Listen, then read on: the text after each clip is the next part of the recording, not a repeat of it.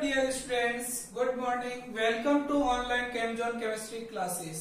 Last class में हमने general organic chemistry में रिएक्शन मैकेनिज्म की बात की थी और रिएक्शन मैकेनिज्म में हमने इलेक्ट्रॉनिक डिस्प्लेसमेंट के बारे में समझा था और बताया था कि इलेक्ट्रॉनिक डिस्प्लेसमेंट आपके टू टाइप्स के होते हैं। एक तो आपका परमानेंट इलेक्ट्रॉनिक डिस्प्लेसमेंट और एक आपका जो है टेम्पोररी इलेक्ट्रॉनिक डिस्प्लेसमेंट।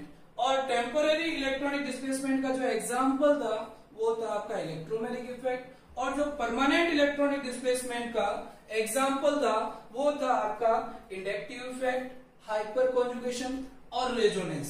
तो आज हम जो स्टडी करने वाले हैं वो आपका जो टॉपिक है वो है electromagnetic effect. Very very important topic, electromagnetic effect. देखिए आप लोगों ने इस टॉपिक को 11th में स्टडी किया था। एक बार आप वापस समझ लीजिए इसको कि ये इलेक्ट्रोमैग्नेटिक इफेक्ट क्या है। तो समझिए इसको कि अगर आपको कोई भी अनसैचुरेटेड स्पीसीज दी हुई है, क्या कहा कि अगर किसी भी अनसैचुरेटेड स्पीसीज में रिएजेंट के प्रेजेंस में, क्या कहा, रिएजेंट के प्रेजेंस में पाई बॉन्ड के इलेक्ट्रॉनों का किसी भी एक अनसैचुरेटेड एटम की तरफ, किसी भी एक अनसैचुरेटेड एटम की तरफ क्या हो जाना, शिफ्टिंग हो जाना, आपका क्या कहलाता है, इलेक्ट्रोमैग्नेटिक इफेक्ट कहलाता है। देखिए इधर ये डेल प्लस का हो गया, ये डेल माइनस का। और अगर मैं इस रिएजेंट को यहां से रिमूव कर लूं, क्या कर लूं, रिएजेंट को रिमूव कर दे तो सिस्टम वापस अपनी ओरिजिनल स्टेट में आ जाता है। तो इस टाइप का जो इलेक्ट्रॉनिक डिस्प्लेसमेंट होता है वो आपका क्या कहलाता है, इलेक्ट्रोमैग्नेटिक इफेक्ट कहलाता है। देखिए इधर मैंने क्या कहा कि किसी भी अनसैचुरेटेड स्पीसीज में पाई बॉन्ड के इलेक्ट्रॉनों का किसी भी रिएजेंट के प्रेजेंस में किसी एक एटम की तरफ शिफ्ट हो जाना क्या कहलाता है, तुम्हारा इलेक्ट्रोमैग्नेटिक इफेक्ट कहलाता है। और जब रिएजेंट को रिमूव करेंगे तो सिस्टम वापस अपनी ओरिजिनल स्टेट में आ जाता है। तो that means such effect is called electromagnetic effect. और इलेक्ट्रोमैग्नेटिक इफेक्ट आपका एक प्रकार का क्या है, टेम्परेरी इलेक्ट्रॉनिक डिस्प्लेसमेंट है। और electromagnetic effect further classified into two categories. Electromagnetic effect को वापस कितनी कैटेगरी में क्लासिफाइड किया गया है, दो कैटेगरी में। एक तो आपका है प्लस ई इफेक्ट और एक आपका है माइनस ई इफेक्ट। अब देखिए ये प्लस ई इफेक्ट क्या होता है और ये आपका माइनस ई इफेक्ट क्या होता है, इसकी स्टडी करेंगे। तो देखिए समझे इधर कि अगर किसी भी स्पीसीज में, क्या कहा, अगर किसी भी स्पीसीज में पाई बॉन्ड के इलेक्ट्रॉनों की शिफ्टिंग अगर रिएजेंट की डायरेक्शन में होती, मतलब मैंने क्या कहा कि जिस डायरेक्शन में रिएजेंट अटैक कर रहा है उसी डायरेक्शन में अगर आपके पाई बॉन्ड के इलेक्ट्रॉनों का क्या हो रहा है, विस्थापन हो रहा है या शिफ्टिंग हो रही है, तो उसे हम क्या कहेंगे, प्लस ई इफेक्ट कहेंगे। क्या कहेंगे, प्लस ई इफेक्ट कहेंगे। तो ये हो गया आपका प्लस ई इफेक्ट। देखिए इधर जिस डायरेक्शन में रिएजेंट अटैक कर रहा है उसी डायरेक्शन में आपके पाई बॉन्ड के इलेक्ट्रॉनों की क्या हो रही है, शिफ्टिंग हो रही है। तो ये आपका क्या हो गया, प्लस ई इफेक्ट। इसी टाइप से अगर देखो ये मैंने एल्काइल लिया और मैंने ये रिएजेंट लिया और ये मैंने पाई बॉन्ड की शिफ्टिंग कराई, जिस डायरेक्शन में पाई बॉन्ड की शिफ्टिंग हो रही है उसी डायरेक्शन में आपका रिएजेंट आके जुड़ रहा है, तो फिर आपका जो वो इलेक्ट्रॉनिक डिस्प्लेसमेंट होगा वो आपका क्या होगा, प्लस ई इफेक्ट को शो करेगा। समझ में आ गई क्या, प्लस ई इफेक्ट क्या होता है।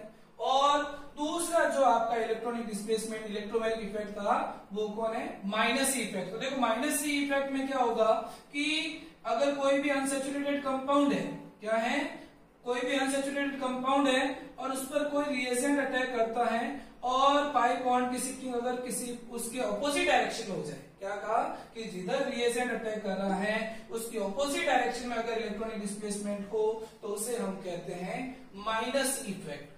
देखिए इधर जैसे मैंने ये लिया, ये मेरा न्यूक्लियोफाइल है, रिएजेंट है, ये अटैक कर रहा है, इसके ऑपोजिट डायरेक्शन में पाई इलेक्ट्रॉन की क्या हो रही है, शिफ्टिंग हो रही है। ऐसे कैसे, देखिए इधर मैंने जैसे मैंने ये लिया एल्किल साइनेट, ये मैंने रिएजेंट न्यूक्लियोफाइल लिया कार्बन पे अटैक कर रहा है और इसके ऑपोजिट डायरेक्शन में इलेक्ट्रॉन की क्या हो रही है, शिफ्टिंग हो रही है, तो इसे हम क्या कहेंगे, माइनस ई इफेक्ट कहेंगे। तो देखिए इधर आप लोगों को अब तक मैंने जो समझाया वो एक बार वापस समझ लीजिए। क्या कहा मैंने कि इलेक्ट्रोमैग्नेटिक इफेक्ट क्या है कि कोई भी एक अनसैचुरेटेड स्पीसीज है और उसको रिएजेंट के प्रेजेंस में अगर रिएक्ट कराया जाए तो उसमें जो पाई बॉन्ड के इलेक्ट्रॉन प्रेजेंट है वो किसी भी एक एटम की तरफ क्या होते हैं, कंप्लीटली ट्रांसफर होते हैं, और जैसे ही रिएजेंट को रिमूव करते हैं तो सिस्टम वापस अपनी ओरिजिनल स्टेट में आ जाता है। तो such type of effect is called electromagnetic effect, और electromagnetic effect further classified into two categories. और वो कौन कौन सी है, एक तो आपका प्लस ई इफेक्ट है और एक आपका है minus E effect. Plus E effect में क्या कहा कि in such type of electronic displacement shifting of pi electron takes place towards the reagent, मतलब जिस डायरेक्शन में रिएजेंट अटैक कर रहा है उसी डायरेक्शन में अगर पाई बॉन्ड के इलेक्ट्रॉनों की शिफ्टिंग हो तो प्लस ई इफेक्ट। और इसी प्रकार से देखो इसमें जिधर आपका रिएजेंट अटैक कर रहा है उधर ही पाई बॉन्ड के इलेक्ट्रॉन की क्या हो रही है, शिफ्टिंग हो रही है, तो ये भी क्या हो गया, प्लस ई इफेक्ट। और फिर एक दूसरा जो आपका है वो है minus E effect. Minus E effect में क्या कहा कि जिस डायरेक्शन में रिएजेंट आपका अटैक कर रहा है उसके ऑपोजिट डायरेक्शन में पाई बॉन्ड के इलेक्ट्रॉनों की क्या होगी, शिफ्टिंग होगी। तो क्या कहोगे, in such type of electronic displacement shifting of pi electron takes place away from the reagent, मतलब जिस डायरेक्शन में आपका न्यूक्लियोफाइल अटैक कर रहा है या रिएजेंट अटैक कर रहा है उसके ऑपोजिट डायरेक्शन में आपके क्या होंगे, पाई इलेक्ट्रॉन की क्या होगी, शिफ्टिंग होगी। तो आपको प्लस ई और माइनस ई समझ में आ गए। ये कार्बनिक कंपाउंड में बताया मैंने तुम लोगों को, ये नाइट्रोजन कंटेनिंग कंपाउंड में और ये एल्किल साइनाइड में। देखो अब यहां तक आपको ये तो समझ में आ गया प्लस ई और माइनस ई इफेक्ट होते क्या है, लेकिन आपके सामने प्रॉब्लम ये है कि हम किसी भी स्पीसीज देख के, किसी भी रिएक्शन को देख के हम कैसे आइडेंटिफाई करेंगे कि उसमें जो पाई बॉन्ड की शिफ्टिंग रिएजेंट की डायरेक्शन में होगी या रिएजेंट की ऑपोजिट डायरेक्शन में होगी। तो अगला जो अपना टॉपिक है वो है identification of direction of displacement of pi electron. देखिए इधर तो यहां तक तो समझ में आ गया, ठीक है, इसको नोट कर लीजिए। और अगला जो टॉपिक है अपना वो है identification of direction of displacement of pi bond. देखिए इधर हम पाई बॉन्ड के शिफ्टिंग की डायरेक्शन को कैसे आइडेंटिफाई करते हैं। तो टॉपिक मैंने लिया जो है identification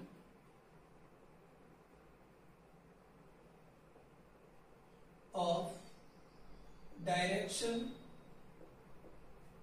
of displacement of pi bond. Topic अपना क्या है, identification of direction of displacement of pi bond, मतलब किसी भी स्पीसीज में पाई बॉन्ड की शिफ्टिंग कैसे होगी, तब तो प्लस ई इफेक्ट होगा और कब माइनस ई इफेक्ट होगा, इसकी बात कर रहे हैं। देखिए इधर इसके लिए अपन दो केस स्टडी करते हैं। अब इस डायरेक्शन को आइडेंटिफाई करने के लिए हम क्या करेंगे, दो केस की स्टडी करेंगे। और जो अपना फर्स्ट केस है वो क्या है, केस फर्स्ट में हम स्टडी कर रहे हैं कि इफ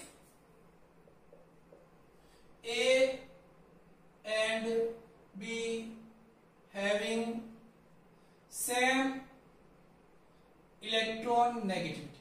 क्या कहा मैंने कि अगर आपको कोई भी एक ऐसी स्पीसीज दी हुई है जिसमें A और B की इलेक्ट्रॉन नेगेटिविटी क्या है, सेम है। देखिए इधर जैसे सपोज करो मैंने ये एल्किन लिया, अब इस एल्किन में क्या है, ये A है ये B है, दोनों की EN क्या है, सेम है, और उस पर लगे हुए ग्रुप भी क्या है, सेम है। तो उस कंडीशन में आप चाहे पाई बॉन्ड के इलेक्ट्रॉनों की शिफ्टिंग इस डायरेक्शन में कीजिए और चाहे पाई बॉन्ड के इलेक्ट्रॉनों की शिफ्टिंग क्या कीजिए, इधर कीजिए, किसी भी एक डायरेक्शन में आप पाई बॉन्ड के इलेक्ट्रॉन की शिफ्टिंग कर सकते हैं। देखो समझ में आ गया क्या फर्स्ट केस, क्या समझ में आया कि if A and B having same electron negativity then that condition आप किसी भी डायरेक्शन में पाई बॉन्ड के इलेक्ट्रॉन की क्या कर सकते हो, शिफ्टिंग कर सकते हो। जैसे फॉर एग्जांपल अपन एल्काइन ले, तो एल्काइन में देखो ये ए है ये बी है, दोनों की EN क्या है, सेम है, उस पर लगे हुए ग्रुप भी क्या है,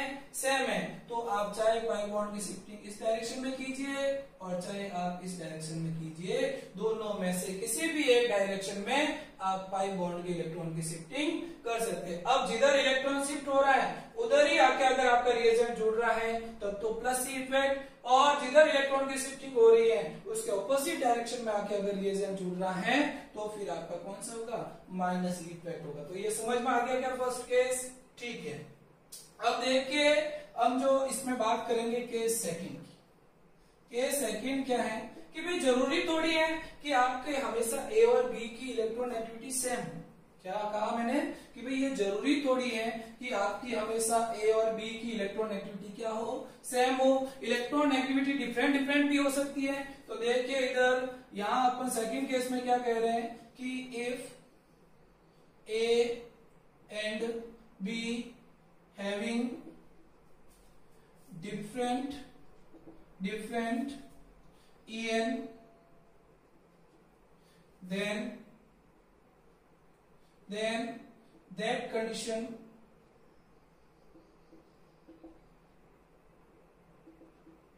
shifting of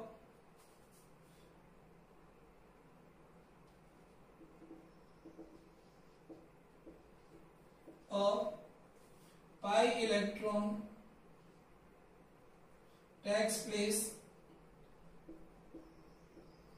from less En atom to more En atom।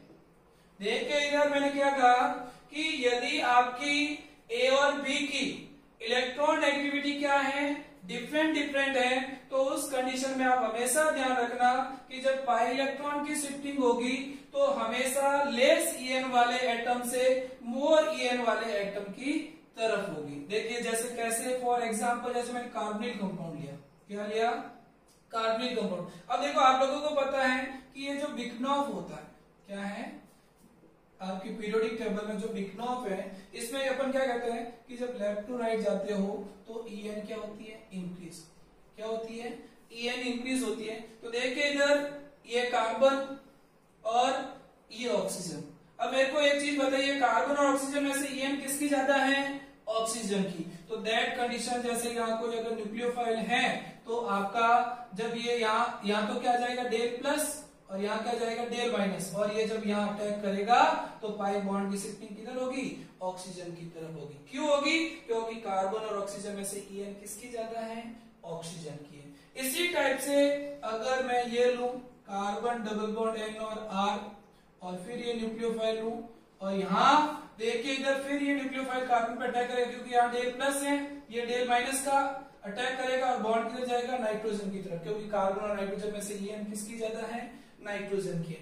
इसी टाइप से अगर मैं बात करूं कि जैसे ये एल्किल साइनाइड है, क्या है, और यहां मैं कोई न्यूक्लियोफाइल लूं जैसे आरएमजीएक्स लिया, क्या लिया, आरएमजीएक्स अपना क्या न्यूक्लियोफाइल है, कैसा न्यूक्लियोफाइल है, ऑर्गोमेटलिक कंपाउंड है। तो उस कंडीशन में क्या होगा, कार्बन की ईएन कम तो डेल प्लस, नाइट्रोजन की ज्यादा तो डेल माइनस, और ये जब कार्बन पे अटैक करेगा तो बॉन्ड की शिफ्टिंग किधर होगी, नाइट्रोजन की तरफ होगी। समझ में आ गया। और इसी टाइप से अगर मैं एक और एग्जांपल लूं आपका, जैसे एल्किल आइसोसाइनेट लें, क्या लें, एल्किल आइसोसाइनेट, और यहां मैंने कोई न्यूक्लियोफाइल लिया। अब देखिए इधर अटैक कहां होगा, कार्बन पे। अब बॉन्ड नाइट्रोजन वाला भी शिफ्ट हो सकता है, ऑक्सीजन वाला भी शिफ्ट हो सकता है। तो उस कंडीशन में आप ध्यान रखें कि नाइट्रोजन के कंपैरिजन में ऑक्सीजन की ईएन क्या है, ज्यादा है। तो उस कंडीशन में बॉन्ड कौन सा शिफ्ट होगा, ऑक्सीजन वाला शिफ्ट होगा। समझ में आ गई। तो देखो जहां रिएजेंट अटैक कर रहा है उसके ऑपोजिट डायरेक्शन में क्या हो रहा है, पाई बॉन्ड की शिफ्टिंग हो रही है। तो कौन सा इफेक्ट होगा, माइनस इफेक्ट। तो आप लोगों को इलेक्ट्रॉनिक डिस्प्लेसमेंट में इलेक्ट्रोमैग्नेटिक इफेक्ट समझ में आ गया क्या। देखिए इधर मैंने identification of direction of displacement of pi bond में क्या बताया आप लोगों को। देखिए इधर कि इसमें दो केस स्टडी किए। केस फर्स्ट क्या है कि A and B having same EN. क्या कहा कि अगर ए और बी की ईएन क्या है, सेम है। जैसे फॉर एग्जांपल एल्कीन लिया, ये ए है ये बी है, दोनों की ईएन क्या है, सेम है। उस पर लगे हुए ग्रुप भी क्या है, सेम है। तो उस कंडीशन में चाहे आप बॉन्ड के इलेक्ट्रॉन को इस तरफ भेजो चाहे इस डायरेक्शन में भेजो, किसी भी एक डायरेक्शन में पाई इलेक्ट्रॉन की शिफ्टिंग हो जाएगी। फिर दूसरा देखो एल्काइन लिया, ये ए है ये बी है, दोनों की EN क्या है, सेम है, उस पर लगे हुए ग्रुप भी क्या है, सेम है। तो चाहे पाई बॉन्ड के इलेक्ट्रॉन को इधर भेजो चाहे इधर भेजो, और जैसे ही आप इलेक्ट्रॉन को भेज दोगे तो आपको उस स्पीशीज में प्लस और माइनस दिखना क्या हो जाएंगे, शुरू हो जाएंगे, और प्लस माइनस दिख जाएंगे तो आप आराम से उसमें क्या है, अटैक करवा सकते हैं। अब देखिए के सेकंड क्या बोला मैंने कि जरूरी थोड़ी है कि हमेशा ए और बी की जो EN है वो सेम मिले आपको, ऐसा भी तो हो सकता है कि ए और बी की EN क्या हो, डिफरेंट हो। तो उस कंडीशन में आप हमेशा ध्यान रखना कि पाई इलेक्ट्रॉन का जो डिस्प्लेसमेंट होगा वो एक लेस EN वाले एटम से मोर EN वाले एटम की तरफ होगा। फॉर एग्जाम्पल जैसे कार्बनिक कंपाउंड की बात करें, 12th का मेजर पोर्शन है ये, इलेक्ट्रॉन में जब स्टडी करोगे तो देखो इधर कार्बन पे डेल प्लस, ऑक्सीजन पे डेल माइनस, क्योंकि कार्बन की EN तो कम है और ऑक्सीजन की क्या है, ज्यादा है। तो यहाँ न्यूक्लियोफाइल जब अटैक करेगा तो बॉन्ड की शिफ्टिंग किधर होगी, ऑक्सीजन की तरफ होगी। तो देखिए जिधर रिएजेंट अटैक कर रहे हैं उसके ऑपोजिट डायरेक्शन में इलेक्ट्रॉन जा रहे हैं, तो कौन सा, माइनस इफेक्ट। अब देखिए इधर यहाँ न्यूक्लियोफाइल अटैक करेगा तो बॉन्ड किधर जाएगा, नाइट्रोजन की तरफ। तो इस टाइप का जो इलेक्ट्रॉनिक डिस्प्लेसमेंट होगा वो भी आपका क्या है, वो इस प्रकार का जो यहाँ इलेक्ट्रॉनिक इफेक्ट होगा वो भी कौन सा, माइनस इफेक्ट है। इसी टाइप से एल्किल साइनाइड की बात करें, एल्किल साइनाइड की रिएक्शन गिमिया रिएजेंट के साथ, तो ये न्यूक्लियोफाइल है, यहाँ डेल प्लस यहाँ डेल माइनस, ये माइनस वाला यहाँ अटैक करेगा, बॉन्ड किधर जाएगा, नाइट्रोजन की तरफ। ऐसे आइसोसाइनाइड में नाइट्रोजन की तरफ भी जा सकता है, ऑक्सीजन की तरफ जा सकता है, लेकिन ऑक्सीजन की EN नाइट्रोजन से क्या है, ज्यादा है, तो शिफ्टिंग किधर होगी, ऑक्सीजन की तरफ होगी। तो यहाँ तक का आप लोगों को समझ में आ गया होगा। अब देखिए मैं कुछ एग्जाम्पल्स ले रहा हूं, उसमें आप लोगों को आइडेंटिफाई करना है कि पाई इलेक्ट्रॉन की शिफ्टिंग किस डायरेक्शन में होगी। तो देखिए इधर इसका स्क्रीनशॉट ले लीजिए, तो आप लोगों को इलेक्ट्रोमैग्नेटिक इफेक्ट में समझ में आ गया होगा इलेक्ट्रोमैग्नेटिक इफेक्ट क्या होता है, कितने टाइप का होता है, और उसमें पाई इलेक्ट्रॉनों की शिफ्टिंग कैसे होती है, जो आपको आना बहुत जरूरी है, क्योंकि इसके बिना आप रिएक्शन जब मैकेनिज्म लिखोगे तो उसमें प्लस माइनस को फाइंड आउट नहीं कर पाओगे। और अगर आपको ये चीज अच्छे से समझ में आ रखी होगी तो आपको प्लस माइनस आइडेंटिफाई करने में कहीं भी प्रॉब्लम नहीं आएगी, क्योंकि आपको पता है कि 10th जब आपको रिएक्शन लिखी जाती थी तो आपको कहते थे कि NaOH रिएक्ट विथ HCl, और फिर तुम क्या कहते थे, Na प्लस का OH माइनस का, H प्लस का Cl माइनस का, प्लस वाले को माइनस वाले के साथ और माइनस वाले को प्लस वाले के साथ जोड़ के आप आराम से रिएक्शन लिख देते थे। लेकिन 11th 12th में आते ही ऐसी क्या चीज हुई कि आपको प्लस माइनस दिखना ही क्या हो गए, बंद हो गए। अगर आपको जैसे 10th क्लास में प्लस माइनस दिखते थे वैसे ही अगर ऑर्गेनिक केमिस्ट्री में प्लस माइनस दिखने लग जाए तो आप लोग आराम से उस रिएक्शन की मैकेनिज्म लिख सकते हो और किसी भी रिएक्शन को आराम से इजीली क्या कर सकते हो, लर्न कर सकते हो। लेकिन शर्त ये है कि आपको वो प्लस माइनस दिखने चाहिए, और प्लस माइनस कब दिखेंगे, जब आपके जीओसी के कॉन्सेप्ट अच्छे होंगे। समझ में आ गई, ठीक है। अब देखिए आगे नेक्स्ट जो मैं कुछ एग्जाम्पल लिख रहा हूं, उन एग्जाम्पल में आपको बताना है कि पाई इलेक्ट्रॉन की शिफ्टिंग कैसे।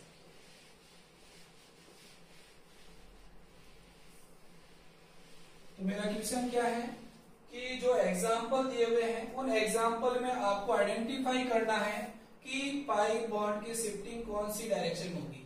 तो देखिए इधर जैसे सबसे पहले मैंने ये एल्कीन लिया, क्या लिया, ये एल्कीन लिख दिया, फिर मैंने ये सब्स्टिट्यूटेड एल्कीन लिया, फिर मैंने जो है ये वाला सब्स्टिट्यूटेड एल्कीन लिया,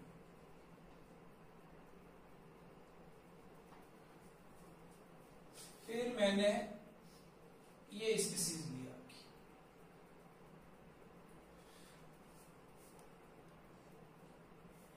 फिर मैंने आपकी ये स्पीशीज ली,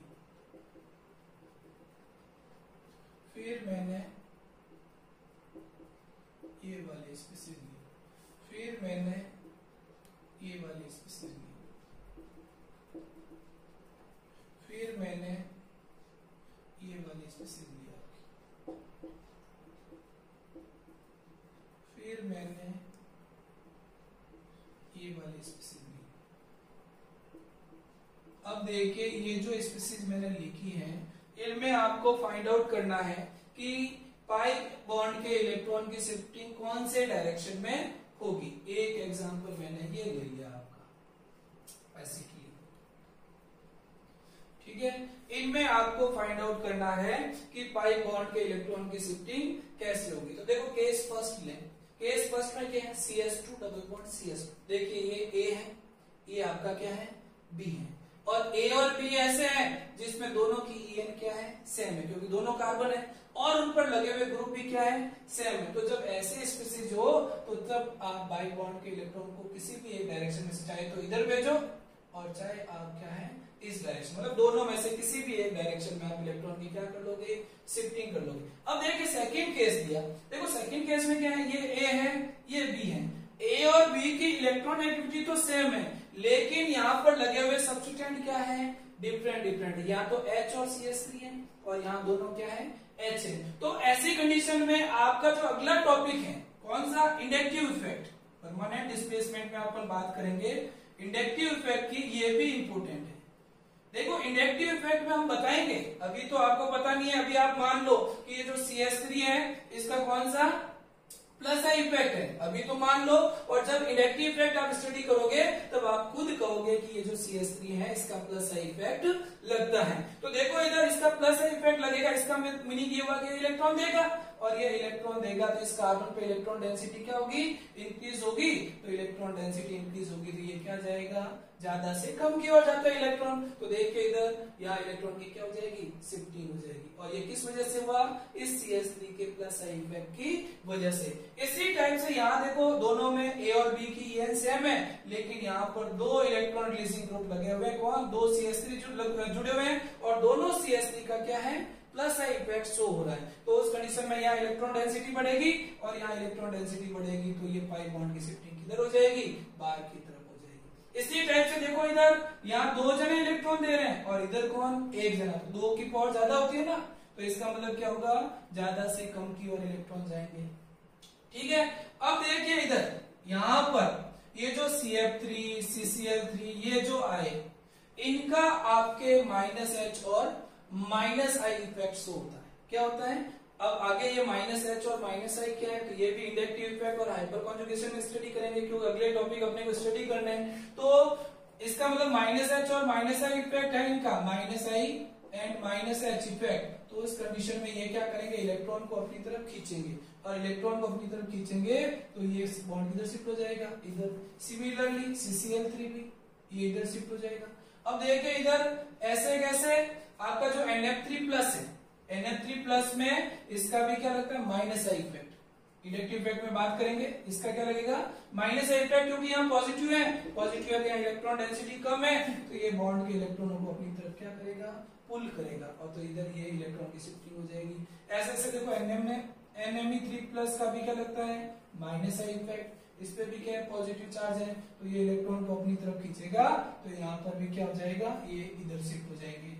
PMe3 इस पे भी प्लस है, तो ये भी इलेक्ट्रॉन खींचेगा, क्योंकि यहाँ इलेक्ट्रॉन डेंसिटी कम है, और इसका भी -I इफेक्ट शो होता है।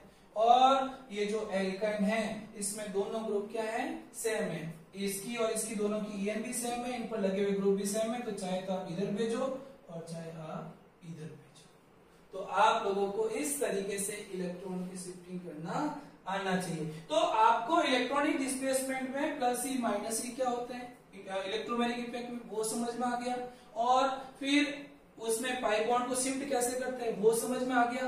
अब देखो आपको पाई बॉन्ड में शिफ्टिंग जब तक कंप्लीटली नहीं आएगी, जब तक आपको इंडक्टिव इफेक्ट, हाइपर कॉन्जुगेशन और रेजोनेंस 3 टॉपिक और नहीं आ जाते। जैसे ही आपको ये 3 टॉपिक आ जाएंगे, फिर कोई भी ऐसा स्टूडेंट नहीं होगा जिसको पाई बॉन्ड की शिफ्टिंग करनी नहीं आए और किसी रिएक्शन में, किसी स्पीशीज में उसको प्लस माइनस नहीं दिखे। वो सब लोगों को दिखेगा, लेकिन शर्त यह है कि उसको inductive effect, hyper conjugation, resonance और इलेक्ट्रोमैग्नेटिक इफेक्ट में जो मैंने अब तक स्टडी कराया वो सारी चीजें आप लोगों को कंप्लीटली आनी चाहिए। समझ में आ गई आपको यहाँ तक? तो ठीक है, तो आप लोग आज एक बार इलेक्ट्रोमैग्नेटिक इफेक्ट को अच्छे से स्टडी करना।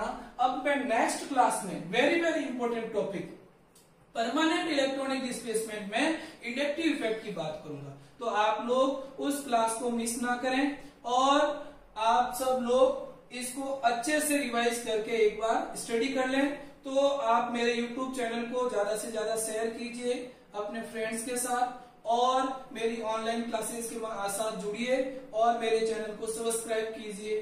Thank you.